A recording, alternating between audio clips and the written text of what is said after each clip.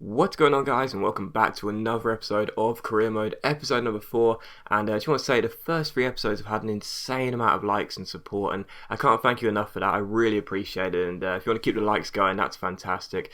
Really helps my channel out. All the likes really help my channel out, and it's much appreciated. It only takes a second to click that button, and it does do a lot for my channel. But anyway, guys, the first game of the episode is against Aston Villa, and in the last episode you saw us collect the first 2 wins competitively of the series. A 3-0 victory over Southampton in the league, and then a 3-2 win against West Brom in the Capital One Cup. So coming into this game, I was full of confidence, felt we could keep the winning streak going, but unfortunately just 6 minutes in, Bakuna gave Aston Villa the lead to a really poor start.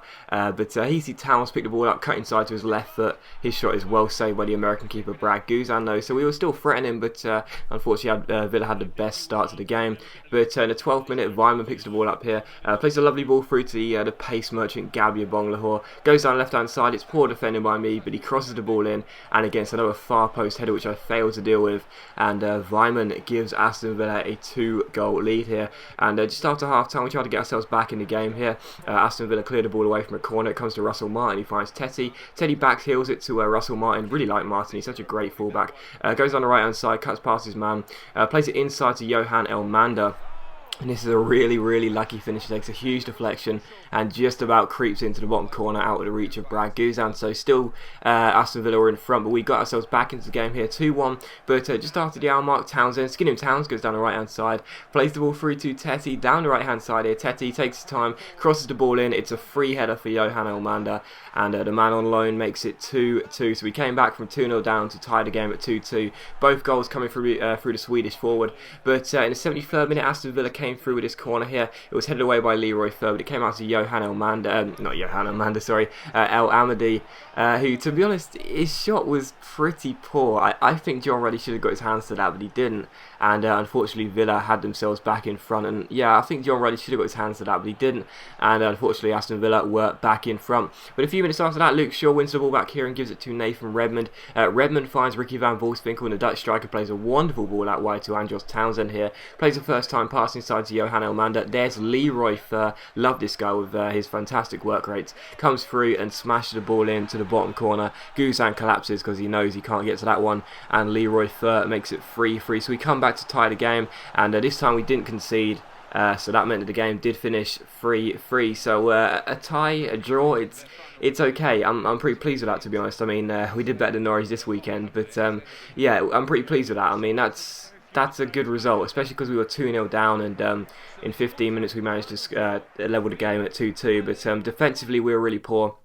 You don't need to tell me my defending was bad, but I'll have to work on that. But even so, very pleased to get 3 goals. But Johnny Howson comes to us here and says he wants more play time. So I thought, okay, fine, I'll play you in the Capital One Cup game against Southampton. Of course, because we beat West Brom in the last episode in the second round, so we're through to the third round of the Capital One Cup to take on the Saints here at St Mary's. And as per usual, we rest all of our players. I should say as well, I didn't realise this, but I completely forgot about it.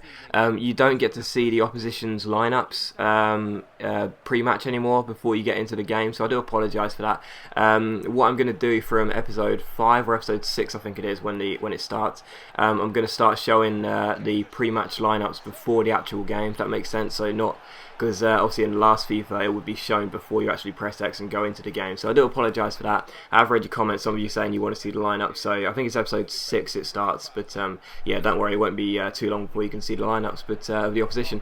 But anyway, we scored here with Robert Snodgrass, a lovely goal to give us a 1-goal advantage here, and Heasy Johnny Howson doing exactly what he came for, gets in the team for, wins the ball back, gives it to Gary Hooper, and to be honest, this was a really debatable goal. Hooper tells his players to start celebrating, but to be honest, I thought the goalkeeper managed to make the save there. Had to watch this on the replay, on the goal line technology, if you will. I think it was Lovren who tried to clear the ball away, but as you can see here, the lino got the decision spot on. Had to make sure that, because I actually thought Lovren got to the ball first, but he didn't. And as you can see here, the ball would cross the line. It was a mile over the line, and the referee and the linesman got the decision right. So no need for goal line technology, but I had to make sure myself. And yeah, there you see Snodgrass and Hooper with the goals, and that was a very, very decent performance away at St Mary's. We go through to the 4th round of the Capital One Cup, so a very decent victory again against a very decent Premier League side. But again, we have a player conversation here. I really like this feature. I mean, I know it's on FIFA 13, but you only got it with the actual emails and the news articles. This one's like a direct text or email, if you will, from the player. And Snodgrass says his form's good and he wants to play in this game, but I had him on the bench. The reason being is because he didn't really have the fitness.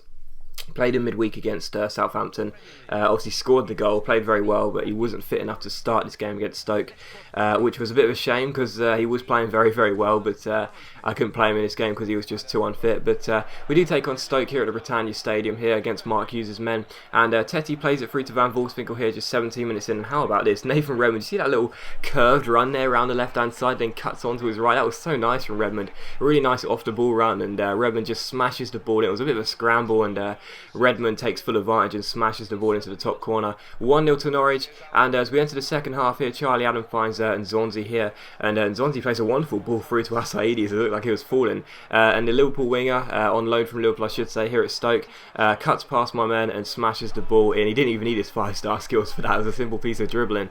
The Moroccan smashes the ball into the back of the net, and yeah, my defending was poor there. Shaw and Turner just seemed to bump into each other, and unfortunately Asaidi had a simple finish. So Stoke 1, Norwich 1, but straight from kick-off here, Matthew Everton collects the ball here, and Everton goes down the left-hand side, only to lose out to Johan Elmander. Love this forward, he's so strong and so powerful. Gets inside here, plays it through to Leroy Fer. It's a nice little exchange of passes in between the two. Fer plays it back to Elmander. Elmander chips it inside to Fer, delicate little ball in, and Leroy Fer, what a sitter that is. I know it's his weaker foot, but even so, he's got to hit the target from 6 yards out. He doesn't, and the score remains at 1-1. But coming into the last couple of minutes, and Tetty had the best chance of the game there. 6 yards out, free volley, but he can only hit the ball into the ground and then onto the bar. So what a chance that was for Tetty to seal all 3 points. Unfortunately, he couldn't, and the game finishes 1-1. So not a bad result away at Stoke. Obviously a very tough place to go, the Britannia Stadium, but I'll take the point, and that will do for us. But as you can see here, the first league table of the season as we enter October, we currently sit in 10th place with 7 points. That's 1 win, 1 loss, and 4 draws. So the draws is a little bit concerning to have that many draws already after 6 games, but even so, 1 loss is very, very encouraging, only to have a single defeat. So yeah, I mean, I know we haven't really played the big boys just yet, but even so, 1 loss is still pretty encouraging. So I'm relatively pleased with that. And of course, our cup progress is going along quite nicely.